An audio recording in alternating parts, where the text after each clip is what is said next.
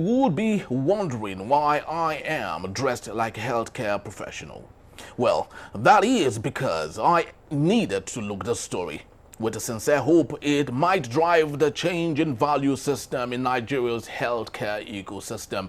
And to be honest, this is serious business. I welcome you to The Public Eye, where we do a deep dive into matters below the threshold. I am Henry Igwebuike. According to open source research, the World Health Organization recommended that 15% of every country's annual budget should be dedicated to healthcare provision. In Nigeria, however, we are 10% shy of the target. Out of the 54.9 trillion 2025 budget christened the Budget of Transformation, the administration of President Bola Ahmed Tinubu only made available a paltry sum of 2.48 trillion naira, that is about $1.56 billion, to healthcare in Nigeria for over 200 million Nigerians.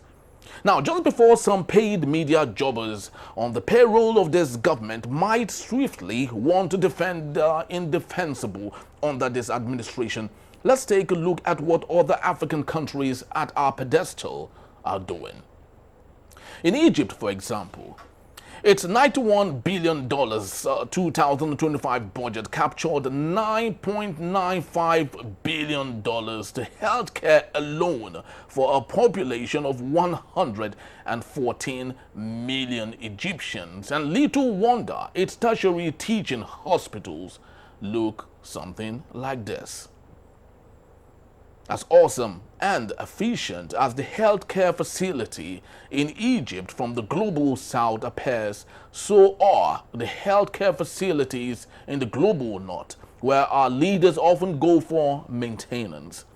Now let's take the healthcare facility in France or the UK, where President Bola Ahmed Tinubu and other politicians allegedly go to for healthcare maintenance. Ladies and gentlemen, this is how their university teaching hospitals look like. A total contrast, you will say, from what we have in Nigeria, isn't it? My investigative report on the state of Nigeria's very shabby and almost moribund public healthcare facilities took me to the iconic Obafemi Awolowo University Teaching Hospital, Ile-Ife, and this was my discovery. From the entrance, you could notice easily how grossly dilapidated the roads are.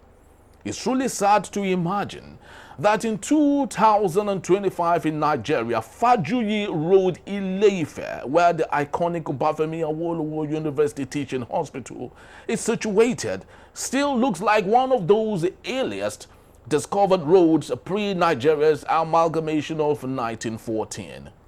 The question that raged within me while I was filming this is, why wouldn't a pregnant mother, for example, in her second trimester, have a miscarriage en route the OAUTH in Ile-Ife due to the stress on the road leading to the health facility? Is this how the road that leads to the hospital in France and the UK, where our president and other Nigerian politicians go for healthcare maintenance? Now, let me break more down for you. Secondly, why wouldn't a senior citizen battling terminal ailment not suddenly lose their lives from stress while navigating this same treacherous OAUTH Fajuyi Road while coming for treatment? The very gory sight on that road made me ask a very salient question, and it is, where is the senator representing that community in the 10th Assembly? Where is the federal and state house members representing OAUTH community? What really do all of these politicians do with the humongous and dizzying amount of constituency allowances and grants that they receive every now and then? Now, how about the executive governor of the state, or let's say the local government chairman representing that particular area and community? Are they all oblivious of the deplorable state of the road? Or, as usual, they do feel it doesn't matter because neither them nor their family members and cronies use the health facility? Maybe we can say that. As I got into the OAUTH facility now, especially at the hematology department corridor, adjoining all the departments, you could see the extent of decay, gross decay, to the roof in a tertiary healthcare facility in the largest black nation in the world called Nigeria. Very despicable, you would ask.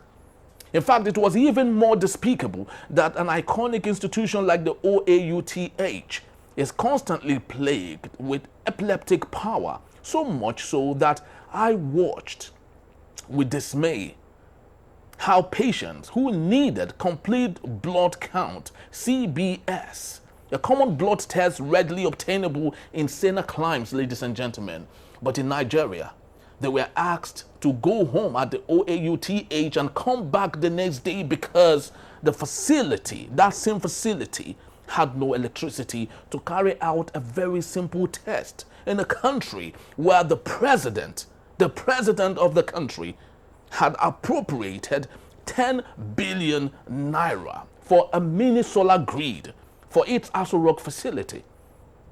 Isn't it laughable, folks? Because the question is, does the State House or Aso Rock Villa save lives as much as our tertiary healthcare facilities in Nigeria? Is the question any person coming in or living in Nigeria would ask. Why would same administration of President Bola Ahmed Tinubu allow itself be gifted with a 10 billion naira solar grid for the maximum and satisfactory enjoyment of the president with its 24 hours electricity as against the 33 teaching hospitals around the country where thousands of lives would be saved eventually because electricity is guaranteed? A very catch question, you would say. The OAUTH might be under reference in the story, but same situation applies to every other university teaching hospital across Nigeria. There is no gainsaying, ladies and gentlemen, that Nigeria's ruling class has deliberately refused to allow sustainable investment in Nigeria's healthcare system because they don't use the facility and it's never been a priority for them. But my question again is, how come the same facility like the OAUTH and all the university teaching hospitals over the years has been a Trojan horse for humongous embezzlement from and the same politicians who do not use the facility and are not prepared to make it work?